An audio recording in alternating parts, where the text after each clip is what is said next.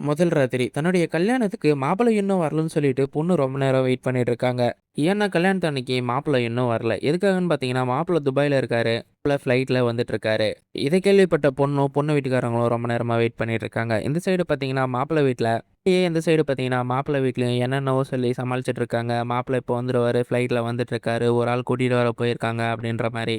ஆனா மாப்பிள்ளைய கூட்டிட்டு வர போனது யாருன்னு பார்த்தீங்கன்னா, மாப்பிள்ளையோட மாமா. மாப்பிள்ளையோட மாமா ஏர்போர்ட்ல போயிட்டு வெயிட் பண்ணிட்டு இருக்காரு. இருந்தாலும் மாப்பிள்ளையோட மாமா ஒரு குடிகாரன்றதுனால அவர் மேல யாருக்குமே நம்பிக்கை இல்ல மாப்பிள்ளையோட வீட்டு சைடுல. அப்படியே மாப்பிள்ளையோட மாமாக்கு அவங்க ஒய்ஃபும் கால் பண்ணி, "என்னங்க நீங்க ஒரு குடிகாரங்க கல்யாணத்துல பேசிட்டு இருக்காங்க. நீங்க மாப்பிள்ளைய சரியா கூட்டிட்டு வர மாட்டீங்க. அதோட ஃபர்ஸ்ட் நைட்டுக்கு கல்யாண கட்டிலு இதெல்லாம் நீங்க ரெடி பண்றதுக்கு லாய்க்கு இல்ல. அந்த மாரி பேசிட்டு இருக்காங்க." எப்படின்ற மாரி அப்படின்னு மாப்பிள்ளையோட ஒய்ஃப் மாமாவும் கால் பண்ணி பேசிட்டு இருக்காங்க. அவரும் டென்ஷன் ஆயி, "நீ வைடி எனக்கு கூட்டு வர தெரியும் மாப்பிள்ளைய. நான் ஏர்போர்ட்ல தான் வெயிட் பண்ணிட்டு இருக்கேன். ஃபர்ஸ்ட் நைட்டுக்கு கட்டில்லாம் நான் ரெடி பண்ணிப்பேன். நீ எதுக்கு சும்மா தேவையில்லாம எனக்கு கால் பண்ணி டென்ஷன் ஏத்துற?" அப்படின்ற மாரி சொல்லிடுறாரு. குடுத்த டைம்லாம் முடிஞ்சு ரொம்ப நேரம் ஆகி ஃப்ளைட்லேருந்து இறங்கி வராரு மாப்பிள. இத பார்த்த மாமாவும், "மாமா எம்மா நேரம் ஆச்சு உங்கள பார்த்து" அப்படின்னு 2 பேருமே கட்டி ரொம்பவே சந்தோஷமா பேசிக்கிறாங்க. அப்பதான் மாப்பிள்ளைய திடீர்னு கூட்டிட்டு வந்து மண்டபத்துல நிக்க வைக்கிறாங்க. மண்டபத்துல நிக்க வச்சா ஒரே ஷாக்கு மாப்பிள்ளைக்கு. "என்னடா இது யாருக்குடா கல்யாணம்? காது குத்துன்னு தான்டா நம்மகிட்ட சொன்னாங்க" அப்படின்ட்டு. ஆக்சுவலா மாப்பிள்ளைக்கு கல்யாணம்னு இது தெரியாது. ஏன்னா காது குத்து தான் அப்படின்னு சொல்லிட்டு தான் வர வச்சிருப்பாங்க.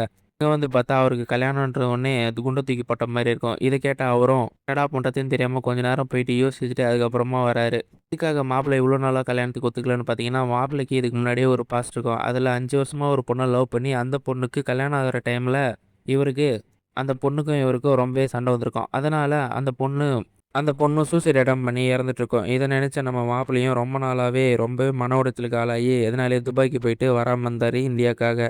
அதனால தான் இவ்வளோ நாளா லைஃப்ல கல்யாணம் பண்ணாம இருந்தாரு. இங்க வந்து பார்த்தோனே உனக்கு கல்யாணம்னோனே அங்க இருக்கிற மாப்பிள்ளை வீட்டார் எல்லாருமே, "இவ்வளோ நாளைக்கு தான் நீ இப்படியே இருப்ப. உனக்குன்னு ஒரு நல்லது நடக்கணும்னு நாங்க நினைக்கக்கூடாதா? ஏன் இப்படிலாம் பண்ற? கல்யாணம் பண்ணிக்கோ" அப்படின்னு வற்புறுத்துறாங்க. மாப்பிள்ளையும் சரின்ட்டு வந்து மணமேடையில உட்காந்து வந்து தாலி கட்டுறாரு. இந்த சைடு பார்த்தீங்கன்னா, பொண்ணும் அந்த அளவுக்கு ரொம்ப இன்ட்ரெஸ்ட்டாவும் இல்ல. ஓரளவுக்கு ஒரு இன்ட்ரெஸ்ட்டா மாரி தான் வந்து மணமேடையிலயும் உட்காந்து தாலி கட்டிக்கிறாங்க. முடிஞ்ச உடனே 2 பேரையும் ஃபர்ஸ்ட் நைட் ரூம்க்குள்ள விடுறாங்க. அந்த இடத்துல பார்த்தீங்கன்னா, மாப்பிள்ளையும் இதெல்லாம் வேணாம் 1 வாரம் 2 வாரம் போகட்டும். நம்ம ஒருத்தருக்கு ஒருத்தர் புரிஞ்சுப்போம் அப்படின்ற மாரி பேசிறாரு பொண்ணுகிட்ட. பொண்ணும் பரவாயில்லையே ரொம்ப நல்லவரா இருக்காரே!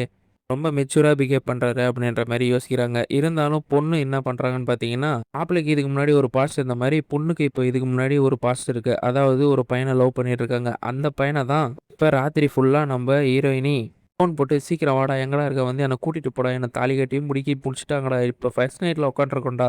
அந்த மாப்பிள்ளையும் இப்பலாம் ஃபர்ஸ்ட் நைட் வேணாம் 1 வாரம் 2 வாரம் போட்டுன்னு மெச்சூரா பிஹேவ் பண்ணிட்டு போயிட்டாரு. "நீ இப்போ வந்தனா டக்குன்னு நம்ம போயிடலாம்டா. எங்கடா இருக்க?" அப்படின்ற மாரி தன்னுடைய காதலனுக்கு ஃபோன் போட்டு வர சொல்லிட்டு இருக்காங்கம்மா. இங்க நம்ம மாப்பிள்ளையும், "என்னடா பாத்ரூம்குள்ள போன பொண்ணையும் இன்னும் வராம, வெளிய வராம, இன்னுமே பாத்ரூம்குள்ளே இருக்கல்லைன்னு" சொல்லிட்டு ரொம்ப சந்தோஷத்தோடயே இருக்காரு வெளிய உட்காந்துக்கிட்டு.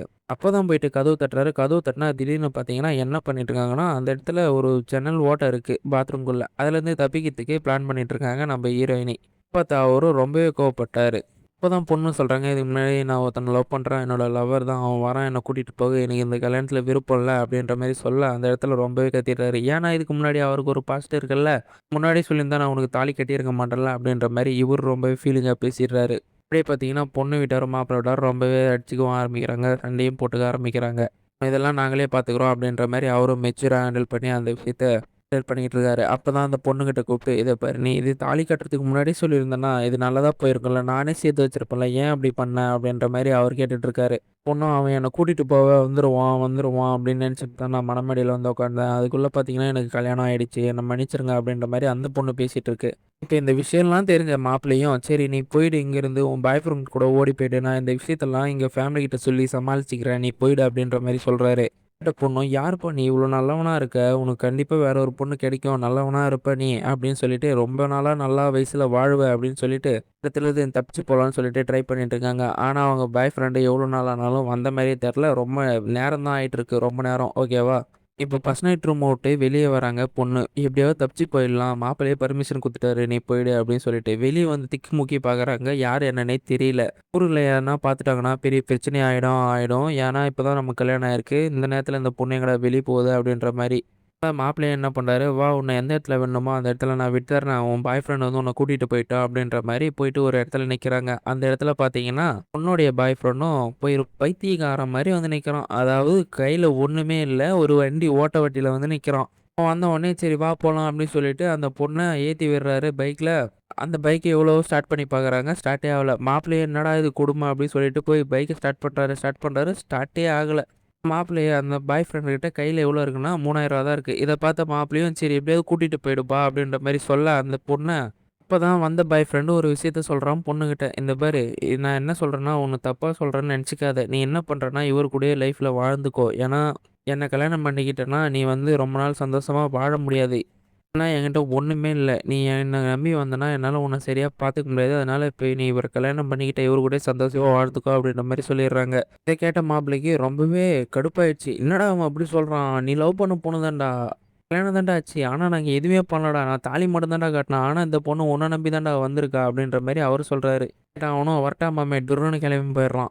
இப்ப பொண்ணு மாப்பிள்ளையும் அந்த நடு ரோட்ல நின்னுட்டுருக்காங்க. வந்த பாய் ஃப்ரெண்டும் கைய விரிச்சுட்டு போயிட்டான். இப்ப 2 பேத்துக்குமே குள்ளேயே ஒரு அண்டர்ஸ்டாண்டிங் வருது. அதாவது மாப்பிள்ளையோட பாஸ்ட்ட பத்தி பொண்ணுக்கு தெரியும். பொண்ணோட பாஸ்ட்ட பத்தி மாப்பிள்ளைக்கு தெரியும். அப்பதான் மாப்பிள்ளை தன்னோட பாஸ்ட்ட பத்தி முழுமையா சொல்ல ஆரம்பிக்கிறாரு. என்ன சொல்றாருன்னு பார்த்தீங்கன்னா, இதுக்கு முன்னாடி நான் ஒரு பொண்ண காதலிச்சேன். அந்த பொண்ணு ஜாதி, மதம் வேறன்னு என்ன பார்த்து பிரிச்சுட்டாங்க. அந்த பொண்ணு இறந்துட்டா. கில்ட் ஃபீல் தாங்க முடியாம தான் நான் வெளிநாட்டுக்கு போனேன். இப்ப நீ கூட கல்யாணம் பண்ணும்போது ஒரு செகண்டுக்கு முன்னாடி நீ சொல்லியிருந்தா கூட நான் உனக்கு தாலி கட்டியிருக்க மாட்டேன். நீ இப்பயும் ஃப்ரெண்ட விட்டுட்டு போயிட்டேன்ற ஷாக்ல தான் இருக்க. அப்படின்ற மாரி அவரு பேசிட்டு இருக்காரு. இந்த சைடு பார்த்தா பொண்ணு வீட்டாரும், மாப்பிள்ளை வீட்டாரும் ஃபர்ஸ்ட் நைட் ரூம் தொறந்து போட்டு கிடக்கு. யாருமே இல்ல ஃபர்ஸ்ட் நைட் ரூம்குள்ள. பார்த்த உடனே சொந்தக்காரங்க எல்லாருமே மாப்பிள்ளை வீட்டு சைடும், பொண்ணு வீட்டு சைடும் ரொம்பவே சந்தேகமா பேச ஆரம்பிக்கிறாங்க. ஏன்னா பொண்ணு மாப்பிள்ளையும் தான் காணாம போயிருக்காங்க. யாருன்னா ஒருத்தர் காணாம போனா தான் அவங்க மேல சந்தேகப்பட முடியும். சரியா? இப்ப யார சந்தேகப்படுறதுன்னே பொண்ணு வீட்டாருக்கும், மாப்பிள்ளை வீட்டாருக்கும் தெரியல. மாப்பிள்ளையும் பொண்ணும் வீட்டுக்கும் வராங்க. வீட்டுக்கு வந்த உடனே மாப்பிள்ளையோட பாஸ்ட்டும், பொண்ணோட பாஸ்ட்டும் இப்ப 2 வீட்டாருக்குமே தெரிய ஆரம்பிச்சுருச்சு. அதாவது மாப்பிள்ளையோட காதல் கதையும், பொண்ணுடைய காதல் கதையும் பொண்ணு வீட்டாருக்கும், மாப்பிள்ளை வீட்டாருக்கும் 2 பேருக்குமே தெரிஞ்சு போச்சு. இதனாலயே அவங்க 4 பேரும் 4 விதமா பேச ஆரம்பிக்கிறாங்க. இத பார்த்த மாப்பிள்ளை என்ன சொல்றாருன்னு பார்த்தீங்கன்னா, "இத பாருங்க என்னோட லைஃபு. நாங்க பார்த்துக்குறோம். இதுக்கப்புறம் நீங்க என்ன பண்ணணுமோ உங்க வேலைய பார்த்துட்டு போங்க." அப்படின்ற மாரி மாப்பிள்ளை மெச்சூரா பேச ஆரம்பிக்கிறாரு. இப்ப வீட்டுக்கு வந்த பொண்ணு மாப்பிள்ளைய என்ன பண்றாங்கன்னு பார்த்தீங்கன்னா, பொண்ணு வீட்டார் எல்லாருமே பொண்ண போட்டு பயங்கரமா அடிக்க ஆரம்பிக்கிறாங்க. அடிக்க ஆரம்பிச்ச உடனே மாப்பிள்ளைக்கு இது என்ன சொல்றதுன்னே தெரியல. மாப்பிள்ளையும் அடிக்காதீங்க அப்படின்ற மாரி தடுக்க ஆரம்பிக்கிறாங்க. பொண்ணு வீட்டுக்காரரு படார்ன்னு ஒரு அடி அடிச்சிடுறாங்க. இந்த பொண்ணு மயக்கம் போட்டு விழ, மாப்பிள்ளையும் என்ன நினைக்கிறாருன்னு பார்த்தீங்கன்னா, இதுக்கு முன்னாடி ஒரு பொண்ண இழந்துட்டேன். இவள இழக்கக்கூடாதுடா அப்படின்னு சொல்லிட்டு அந்த இடத்துல சண்டை போட ஆரம்பிக்கிறாரு. அப்பதான் பொண்ணு ஒரு வார்த்தை சொல்றாங்க. "இதுக்கப்புறம் என்னடா என்ன நீங்க கொல்ல போறீங்களாடா? இது சரிடா உங்க விருப்பப்படி என்ன வேணா பண்ணிக்கோங்கடா." சொல்லிட்டு பொண்ணு அந்த இடத்துலருந்து "உங்ககிட்ட இருந்தா தானடா இதெல்லாம் பண்ணுவீங்க. நான் இங்க இல்லவே இல்லடா. நான் இருந்தா தான்டா உங்களுக்கு அசிங்கம்." அப்படி சொல்லிட்டு அந்த இடத்துலருந்து பேக் எடுத்துட்டு அங்கேருந்து கிளம்பி போயிடுறாங்க. இத பார்த்த மாப்பிள்ளையும், "இதுக்கப்புறம் நாங்க எங்களோட லைஃப் நாங்க என்னவோ பண்ணிக்கிறோம். நாங்க வாழ்றோம், செத்து போறோம். நீங்க அத பத்தி கவலைப்படாதீங்க. நாங்க கிளம்புறோம்." அப்படின்ற மாரி அங்கேருந்து கிளம்பி பொண்ணு கூடயே போயிடுறாரு. ஒரு கட்டத்தில பொண்ணும் மாப்பிள்ளையும் 2 பேரும் சேர்ந்து பேசிக்கிறாங்க. "இத பாரு உன் லைஃப் வேற இல்ல, என் லைஃப் வேற இல்ல. நம்ம இப்ப மேரேஜ் ஆயிடுச்சு. நம்ம 2 பேரும் சேர்ந்து ஒண்ணா வாழலாம்." அப்படின்ற மாரி 2 பேருமே மெச்சூரா பேசிட்டு 2 பேருமே ஒண்ணாவும் வாழ ஆரம்பிக்கிறாங்க. இதோட இந்த படத்தோட கதைய முடிக்கிறாங்க. ஸோ இந்த படத்தோட ரிவ்யூ உங்களுக்கு பிடிச்சிருந்தா மறக்காம நம்ம சேனல சப்ஸ்கிரைப் பண்ணிடுங்க. நீங்க குடுக்குற ஒரு சின்ன ஆதரவு எனக்கு ரொம்பவே சந்தோஷமா இருக்கும்.